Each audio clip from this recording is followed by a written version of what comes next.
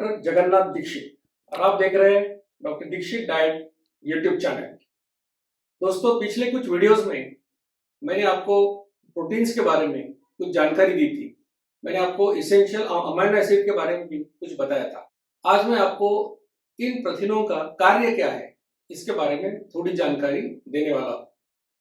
प्रोटीनों के कार्यों में सबसे अहम कार्य जो है कि शरीर की संरचना के लिए ये बहुत जरूरी होते हैं और बच्चों में खास कर या 1 साल 2 साल के बच्चों में, क्योंकि हमारे शरीर के जो टिश्यूज होते हैं उनका विकास होने के लिए, वो बनने के लिए प्रोटीन जरूरी होते हैं।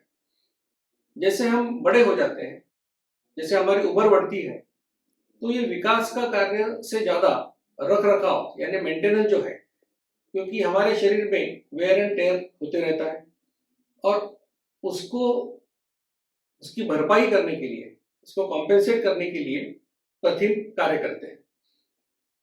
तो ये रिपेयर्स का जो काम है ये बड़े उम्र के लोगों में ज्यादा इंपॉर्टेंट होता है।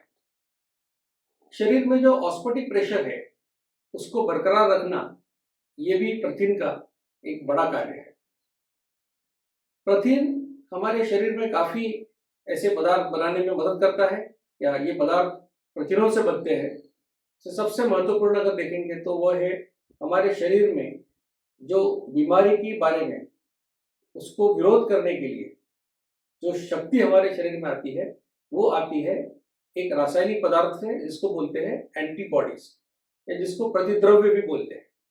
तो उनका निर्माण करना ये प्रोटीनों का कार्य है। हमारे खून के अंदर जो प्रोटीन होते हैं जिनको हम प्लाज्मा प्रोटीन बोलते हैं, उनकी भी निर्मित प्रोटीनों से होती है। जो हमारा खून का रंग जो लाल होता है उसका कारण यह है कि हमारे खून के अंदर लाल रंग की कोशिकाएं होती है और इन कोशिकाओं के अंदर हीमोग्लोबिन नाम का एक पदार्थ होता है।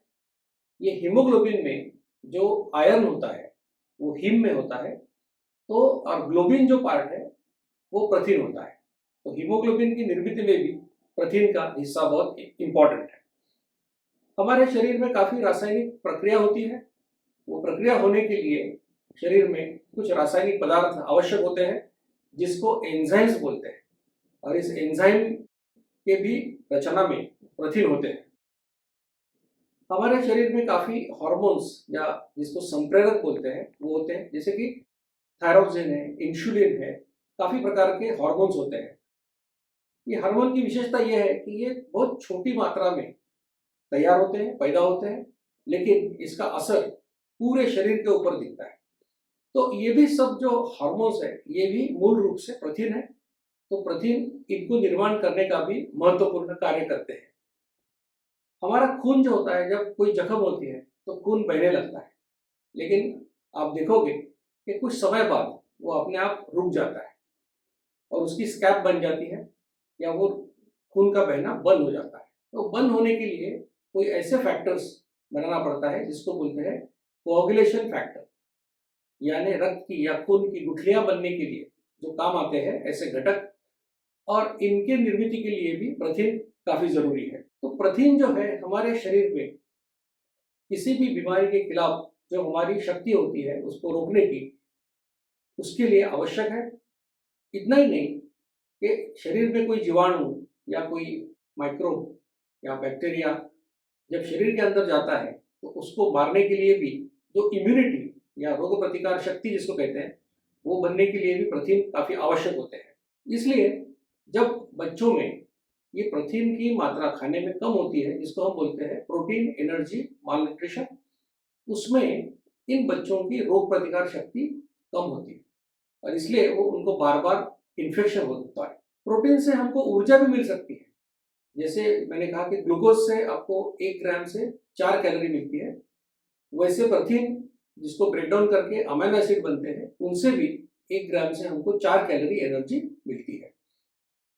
लेकिन ये प्रोटीन का कार्य मूल रूप से नहीं है। प्रोटीन का मुख्य कार्य यह है कि इसको शरीर की गठन में, शरीर को बनाने में या संरचना में उसका काम इंपॉर्टेंट है, महत्वपूर्ण है। और अगर आपके खाने में योग्य मात्रा में अगर प्रोटीन नहीं है या कैलोरीज नहीं है, तो हो सकता है कि आपके प्रोटीन का उपयोग कैलोरीज के लिए हो जाएगा, लेकिन ये इसका उपयोग नहीं है, क्योंकि ऊर्जा के लिए हमने ग्लूकोज या फैटी एसिड का इस्तेमाल करना चाहिए। लेकिन जब शरीर को ग्लूकोज भी नहीं मिलेगा और फैटी एसिड भी नहीं मिलेगा, जैसा कि जब इंसुलिन रेजिस्टेंस बढ़ता है और हमारे खून के अंदर काफ़ी ग्लूकोज, काफ़ी इंसुलिन है, लेकिन रेजिस्टेंस बढ़ने के कारण ग्लूकोज हमारी कोशिका के अंदर नहीं जा सकता और खून के अंदर ट्रैप हो जाता है, और खून में इतना ग्लूकोज है इसलिए शरीर फैटी एसिड का इस्तेमाल भी नहीं कर सकता। तो ऐसे हालात में जब उसको दो फ्यूल जो है जलाने के लिए नहीं मिलते, तो उसके पास कोई चारा नहीं रहता और वो अमीनो एसिड जलाना शुरू कर देता है, यानी कि प्रोटीन से ऊर्जा लेना शुरू करता है। तो इसका मतलब ये हुआ कि जैसे कोई व्यक्ति अगर उसके ऊपर कर्जा हो गया और घर के उसके सब सोर्स खत्म हो गए, तो क्या करेगा, बाद में अपना घर या मकान गिरवी रखता है। तो प्रोटीन से ऊर्जा प्राप्त करना ये लगभग वही बात हो गई कि आप आपका घर गिरवी रख के आपका पैसा या कर्ज आप चुका रहे हो। इस प्रकार से मैंने आपको प्रोटीन के कार्य बताए।